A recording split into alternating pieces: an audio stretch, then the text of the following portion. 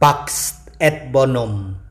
Semoga Tuhan menganugerahkan damai dan kebaikan-Nya kepada kita. Dalam nama Bapa dan Putera dan Roh Kudus. Amin. Sekali peristiwa, Yesus berkata kepada murid-muridnya, "Ada seorang kaya yang mempunyai seorang bendahara. Kepadanya disampaikan tuduhan bahwa bendahara itu menghamburkan miliknya. Lalu si kaya itu memanggil bendahara itu dan berkata, 'Apakah yang telah kudengar tentang engkau? Berilah pertanggungjawaban atas urusanmu, sebab engkau tidak boleh lagi bekerja sebagai bendahara.' Berkatalah bendahara itu dalam hatinya, 'Apakah yang harus kuperbuat? Tuanku memecat aku dari jabatanku sebagai bendahara. Mencangkul aku tidak dapat, mengemis aku malu. Aku tahu apa yang akan kuperbuat, supaya apabila aku dipecat dari jabatanku sebagai bendahara, ada orang yang akan menampung aku di rumah mereka.' Lalu bendahara itu memanggil satu demi satu orang yang berhutang kepada tuannya. Katanya kepada yang pertama, 'Berapakah hutangmu kepada tuanku?' Jawab orang itu kepadanya, 100 tempayan minyak. Lalu kata bendahara itu kepadanya, 'Inilah surat hutangmu.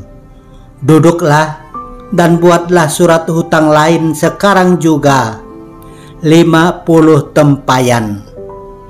Kemudian ia berkata kepada yang kedua, 'Dan saudara, berapakah hutangmu?' Jawab orang itu, 100 pikul gandum. Katanya kepada orang itu, 'Inilah surat hutangmu. Buatlah surat hutang lain 80 pikul.' Bendahara yang tidak jujur itu dipuji oleh tuannya karena ia telah bertindak dengan cerdik. Sebab anak-anak dunia ini lebih cerdik terhadap sesamanya daripada anak-anak terang. Maka aku berkata kepadamu, ikatlah persahabatan dengan mempergunakan mamon yang tidak jujur, supaya jika mamon itu tidak dapat menolong lagi, kamu diterima di dalam kemah abadi. Barang siapa setia dalam perkara kecil, ia setia juga dalam perkara-perkara besar. Dan barang siapa tidak benar dalam perkara-perkara kecil, ia tidak benar juga dalam perkara-perkara besar. Jadi, jika kamu tidak setia dalam hal mamon yang tidak jujur, siapakah yang akan mempercayakan harta sejati kepadamu?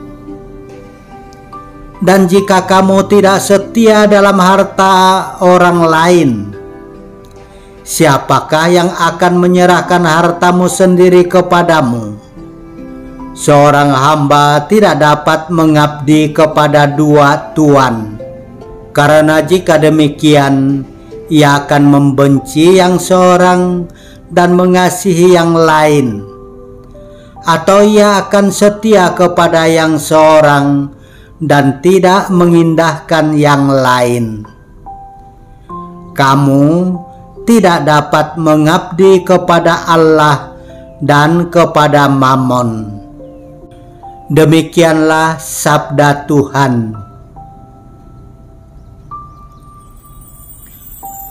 Seorang hamba yang mengabdi Allah dapat beroleh harta, kekayaan, dan uang, karena Allah sumber semua rezeki.